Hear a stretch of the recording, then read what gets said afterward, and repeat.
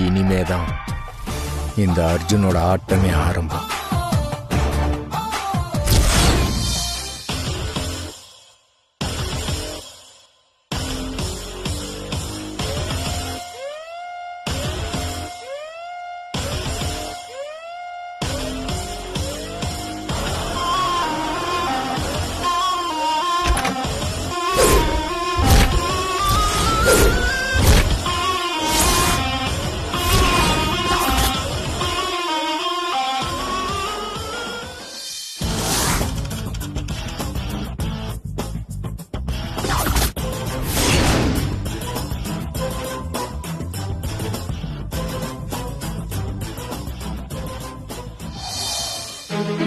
அக்கா, உங்க கெட்டப் சூப்பரா இருக்குக்கா. செம்ம மாசா இருக்க.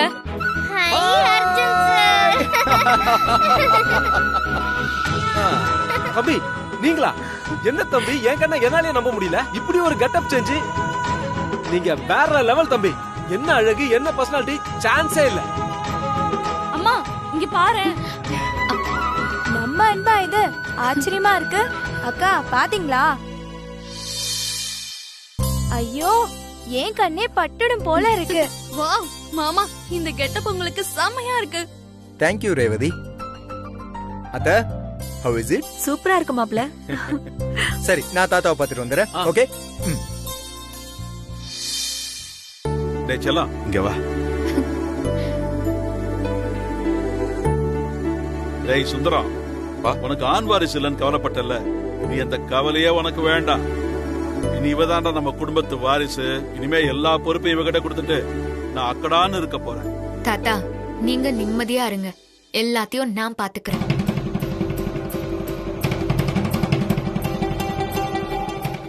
அன்பு காட்டுறவங்களுக்கு மட்டும்தான் நான் அன்பு செல்வி. அராஜகம் பண்ணணும்னு நினைக்கிறவங்களுக்கு இல்ல. இத்தனை நாளா நமக்கு தலைவலியா இருந்த அர்ஜுன் இந்த ஏலத்தோட என்ன ஆக போறான்னு பாருங்க. அப்படி சொல்றா என் தங்கம். உன் கூட ஏலத்துக்கு நான் வரலான்னு நினைச்சேன். இப்ப அந்த முடிவை நான் மாத்திக்கிட்டேம்மா. உன் மேல எனக்கு பெரிய நம்பிக்கை வந்துருச்சு.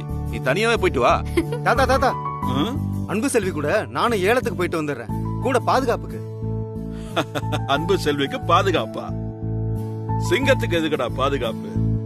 இவங்க ஏலம் எடுக்கிற அழக பார்த்து எங்களுக்கு தகவல் வந்து சொல்றதுக்காக நீ கூட போ. மத்தபடி இனிமே நம்ம குடும்பத்துக்கு இவதாண்டா பாதுகாப்பு. ஓகே தாத்தா, இந்த ஏலத்தை எடுத்துட்டு தான் நானும் அன்பு செல்வியும் வீட்டுக்கே வருவோம். அன்பு வா. தாத்தா, ஆசீர்வாதம் பண்ணுங்க. வெற்றியோட வாமா. நான் போயிட்டு வரேன்.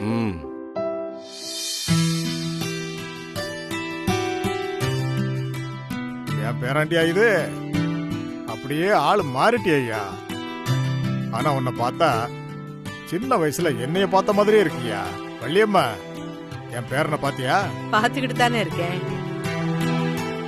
என்ன ஆசீர்வாதம் பண்ணுங்க தாத்தா. ஐயனார் புண்ணியத்துல 100 வயசு வரைக்கும் நல்லா இருப்பப்பா.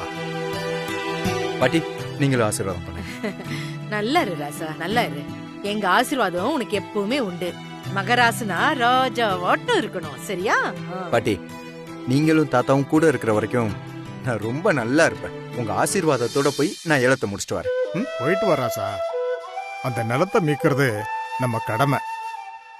என்ன ஆனாலும் நீ அதை விட்டு கொடுத்துறாத ஐயா. நிச்சயமா விட மாட்டேன் தாத்தா. மகாபாரதத்துல துரோணர் தன் மாணவர்கள்கிட்ட மரத்துல இருக்கிற பறவையை காட்டி எல்லாரையும் குறி வைக்க சொன்னாராம்.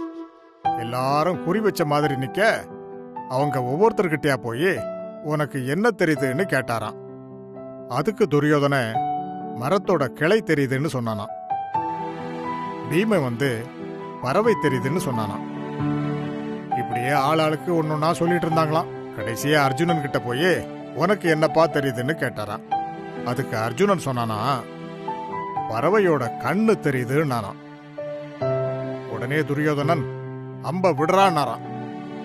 அம்ப விட்டா அர்ஜுனன், பறவை கீழே விழுந்துருச்சு.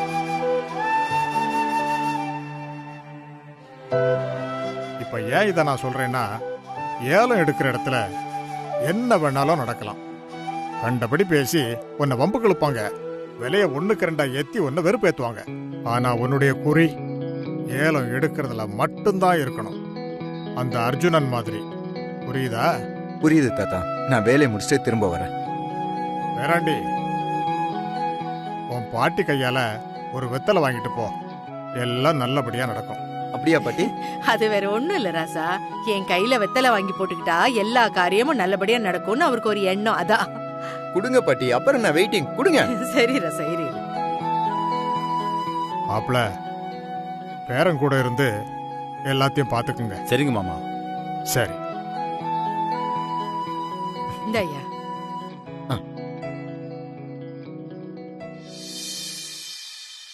இது வரைக்கும் ஊருக்குன்னு தாத்தா அழிச்சான். மிச்சத்தையும் அழிக்கிறதுக்கு இப்ப பேரன் வந்திருக்கான். மொத்த சொத்தையும் அழிச்சு தெருவுக்கு வராம விட மாட்டாங்க போல இருக்க. மாமா, ஏதாவது சொன்னீங்க?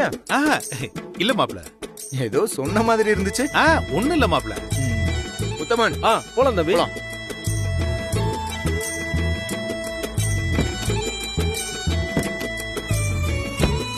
Arjun sir, all the best. Thank you Vasu. Bye. பாய்.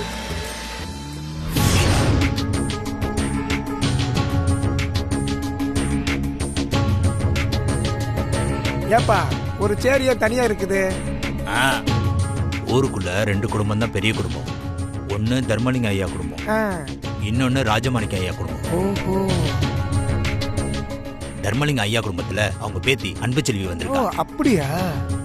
ராஜமாணிக்க ஐயா குடும்பத்துல யாரும் வரல போல. அவருக்கு கொஞ்சம் உடம்பு சரியில்லை, அதான் வரல போல. அப்ப இருக்கட்டும். அன்பு, ஏழை ஆரம்பிக்க போகுது. நம்ம நினைச்ச மாதிரி அவ்வளவு கஷ்டமா இருக்கும்னு தோணல. இங்க உட்காந்துருக்க ஒருத்தன் கூட நம்ம கூட போட்டி போட தகுதி இல்லாத பசங்க. அதனால பிரச்சனை ஒன்றும் இருக்காதுன்னு நினைக்கிறேன். அதெல்லாம் சரிதான். ஆனா ராஜமாணிக்க தாத்தா வீட்ல இருந்து யாருமே வரலையே. அன்பு, நீ சின்ன பொண்ணு, விவரம் தெரியாம பேசுற. ஏற்கனவே அந்த கிழமை ராஜமாணிக்கம் வெட்டுப்பட்டதுல அந்த குடும்பமே ஆடி போயிருக்கு. தேவையில்லாம இன்னொரு பிரச்சனை எதுக்குன்னு ஒதுங்கி இருப்பானுங்க. சரி விடு, அதுவும் நமக்கு சாதகம் தான். நேரம் ஆயிடுச்சுப்பா. ஏலம் கேட்கறவங்க கேளுங்க.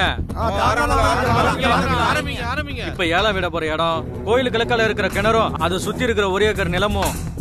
இந்த இடத்த ஊருக்காரங்க அடமானம் வச்சு கடன் வாங்கினதுல இருந்து அசல் வட்டி எதுவுமே கட்டல. அதனால அந்த இடம் இப்ப ஏலத்துக்கு வந்திருக்கு. இடத்தோட ஆரம்ப விலை 1 லட்சம். அதுக்கு மேல கேக்குறவங்க யாரு வேணாலும் கேட்கலாம். 1,50,000. 1,70,000. 1,80,000. 2 லட்சம். 2 லட்சம் மேல கேக்குறவங்க கேளுங்கப்பா. 2,15,000. 2,50,000. 2,70,000. 2,70,000. 2,80,000. 2,80,000.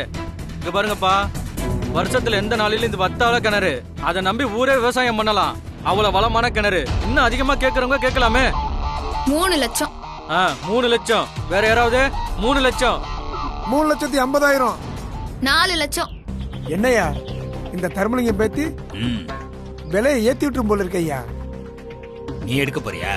இல்ல ஏலம் போறது யார் எடுத்தா என்னையா? காசு இருந்தா எடு, இல்லைன்னா சும்மா இரு. காசு கொடுத்து தான் ஏலம் எடுக்கிறாங்க, இல்லன்னு சொல்லல. யார் எடுக்கிறான்னு பார்க்க வேண்டாமா? ஊரு சொத்தை ஏலம் விட்டாலும் நல்லவன் கைக்கு போய் சேரணும். இல்லன்னா எல்லாமே வில்லங்கமா போயிடும். அதுவும் சரிதான். 4 லட்சம் மேல கேக்குறவங்க கேளுங்கப்பா. 4,50,000. கிணறு, குளம், ஆறுன்னு இப்படி ஒவ்வொன்னா வித்தா நாடு விளங்கிறேன். அதான் அந்த ஏடா குடம் பிடிச்சவன் எடுத்து தொலைச்சானா, அப்புறம் இந்த ஊர்ல இருக்க மொத்த ஜனமும் தண்ணிக்கு தவிக்கணும். அப்புறம் காலகாலத்துக்கு அவன் காலில் உளுந்து அழுகணுமியா. நீ சொல்றதெல்லாம் சரிதான்ப்பா. என்ன செய்யறது? ராஜமாணிக்கம் ஐயா ஏலம் எடுத்து நிலத்தை ஊருக்கே தரேன்னு சொன்னாரு. அவரை வெட்டி போட்டாங்க. இந்த நிலையில அவரை எதிர்பார்க்கவே முடியாது. எல்லாம் நம்ம தலை எழுத்து. 4,50,000. 5 லட்சம். 5 லட்சம். பேசாமரியா? சொத்து வித்து 1 ஏக்கர் நிலமா வாங்க போற. அப்படின்னு பொன் விளையாடுற பூமியோ இது. அதை வாங்கினா 1 பைசா பெறாதியா? அதோட அந்த தர்மலிங்கையோட பேத்தி ஒரு முடிவோட வந்திருக்கு. வீரா வேற ஏலம் கேட்கும் போதெல்லாம் முறைக்கிறான். அவங்க ஒரு முடிவோட தான் வந்திருக்காங்க. நிலத்தை விட உசுறு பெருசு, பாத்துக்க.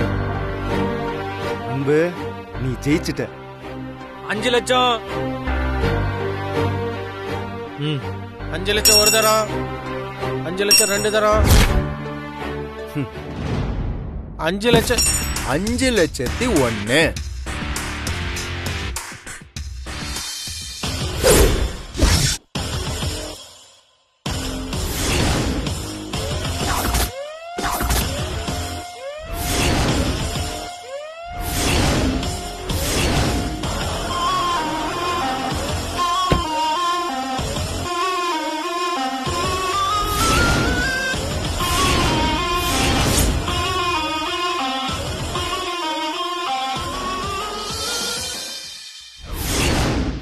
நல்லபடியா ஏழை முடிஞ்சிடும் நினைச்சா கடைசி நிமிஷத்துல வந்து நிக்கிறான் பாரு.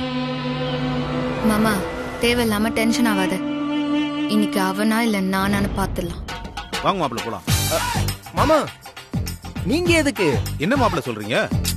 மாமா நீங்க வந்தா நான் எதுக்கு மாமா?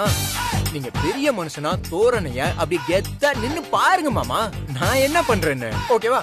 பட்டா பாய் மாமா.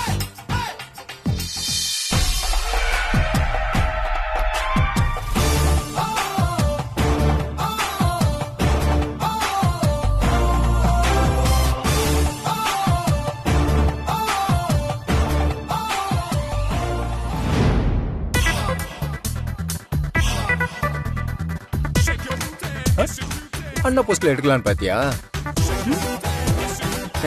இது ஜனநாயகம், அப்படிலாம் விட மாட்டேன்.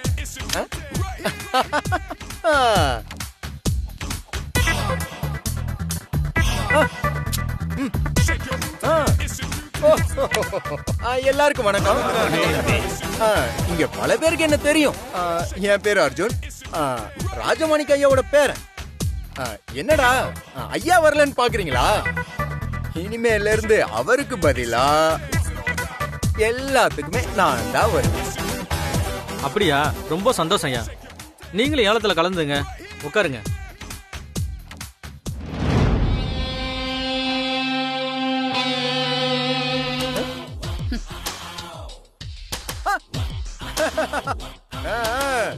உத்தமன், பார்த்தேன் பார்த்தேன். 5,01,000. 6 லட்சம். 6 லட்சம். 6 லட்சம் ஒரு தரம். 7 லட்சம்.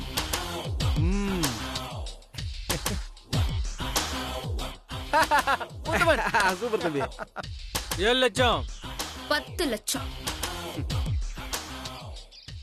10,01,000. சபாஸ், சரியான போட்டி. ஆமாமா. 10,01,000.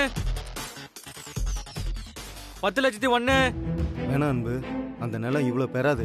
போதும், நம்ம இதோட நிறுத்திக்குவோம். மாமா அவன் ஒரு லூசு. நம்ம எதை கேட்டாலும் அவன் அதை விட அதிகமா போட்டிக்குன்னே கேட்டுக்கிட்டு இருப்பான்.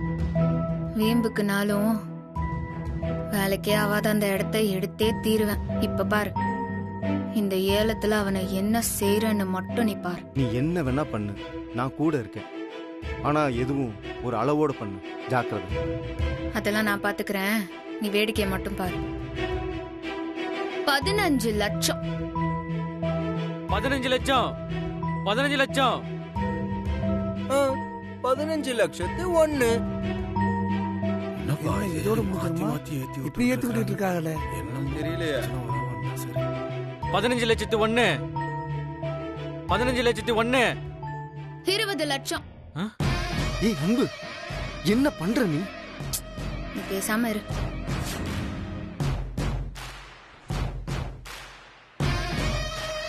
அம்மா, ஒரு கிணறும் 1 ஏக்கர் நிலமும் மட்டும்தான். தெரியும் தெரியும். சரிம்மா, சரி. நீங்க ஏலத்தை விடுங்க. 20 லட்சம். 20,01,000.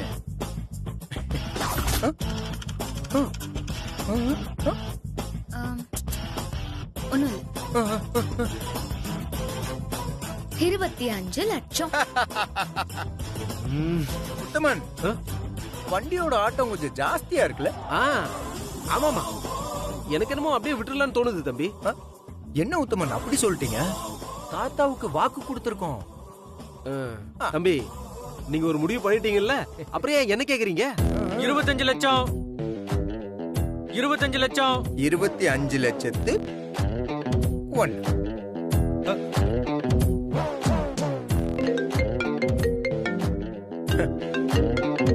மாமா, எனி ப்ராப்ளம்? அட என்ன மாப்பிள்ள நீங்க, அவங்க வேணும்னே விலை ஏத்தி விட்டுட்டு இருக்காங்க, நீங்களும் கூட கூட கேட்டுட்டே இருக்கீங்க. இந்த இந்த விலைக்கு இதே ஊர்ல 10 ஏக்கர் வாங்கலாம். இந்த விலைக்கு அந்த இடத்தையும் ஏன் ஏலத்தை எடுக்கணும்? மாமா அவன் என்ன வேணாலும் பண்ணட்டும், ஆனா அந்த இடம் நமக்கு தான்.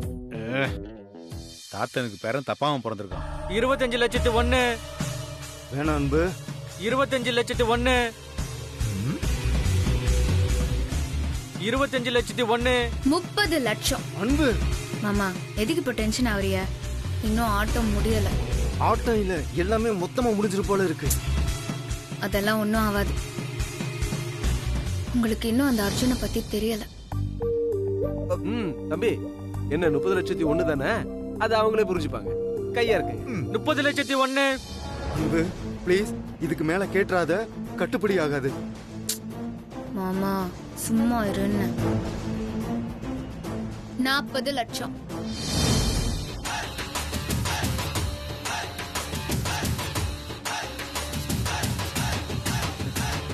என்ன? ஒண்ணும் இல்லையே, 40 லட்சம். என்ன தம்பி 40,01,000 தானே? கை தூக்கிறவா? நான் சொல்லாம கையை தூக்குனீங்க, பிச்சிருவேன். அப்ப நிலம் அவங்களுக்கு போயிடுமே. உத்தமன். ஓ, இதான் உங்க திட்டமா? புரிஞ்சிச்சு தம்பி. போதும் போதும் சொன்ன கேட்டியா? அந்த அர்ஜுன் லூசு இல்ல, அவனை லூசுன்னு நினைச்சமே, நாம தான் லூசு. இப்ப பாரு, நம்ம வசமா மாட்டிக்கிட்டோம். இப்ப 40 லட்சம் மொத்தமா நம்ம தான் கட்டணும். எதுக்கு இப்போ டென்ஷன் ஆவற? நாம ஒன்னும் மாட்ட போறது இல்ல. அவன் தலையில தான் இதை நான் கட்ட போறேன். இப்போ அவன் 40,01,000ன்னு சொல்லுவான் பாரு. அப்ப நாம உடனே கிளம்பிடலாம். அப்புறம் உத்தமன், ராத்தாட அப்படியே போயிட்டு வரலாமா? ஜாலியா போலாம் தம்பி.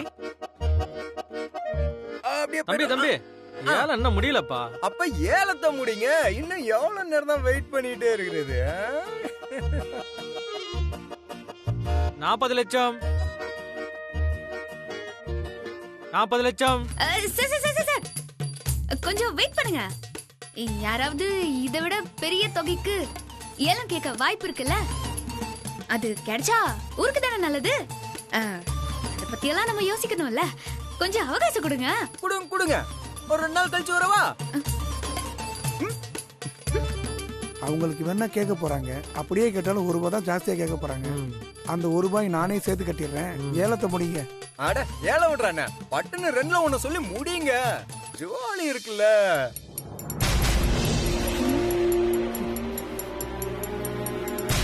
தவாலி 40 லட்சம் முடிச்சு விடுங்க.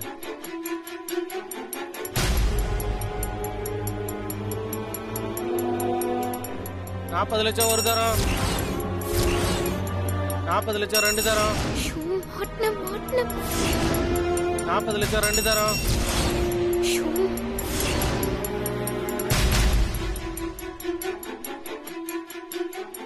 அன்பு செல்வி ரொம்ப டென்ஷனா இருக்காளே. 40 லட்சம் 40 லட்சத்து 1.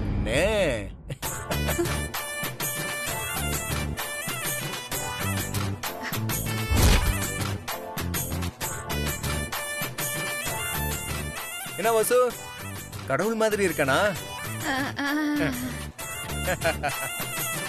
40 லட்சத்தி 1. 40 லட்சத்தி 1. என்னப்பா விட்டுறலாமா? ஐயோ, தவாலி முடிச்சிருங்க. 40 லட்சத்தி 1 ஒரு தரம்,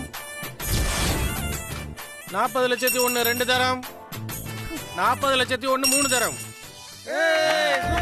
சூப்பர் தம்பி. தேங்க்யூ. தேங்க்ஸ். வசு, மாமனுக்கு கை தட்டு. ஏலம் எடுத்தவங்க கையெழுத்த போட்டுட்டு பத்திரத்தை வாங்கிக்கங்க. ஏலம் முடிஞ்சது. எல்லாம் போயிட்டு வரலாம், கிளம்புங்க. இதோ வந்துட்டேன் இருங்க. 40 லட்சத்து.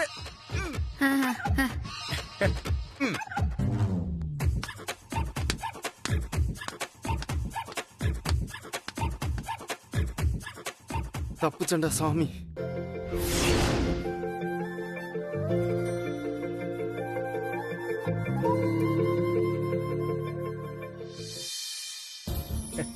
மாமா போலாமா? என்ன மாப்பிள்ள இப்படி பண்ணிட்டீங்க? மாமா சொல்லு அன்பு. 2 லட்சம் ரூபாய்க்கு போக வேண்டிய நிலத்தை 40,01,000 ரூபாய்க்கு வாங்கின புத்திசாலி எங்கேயாவது பாத்திருக்கீங்களா?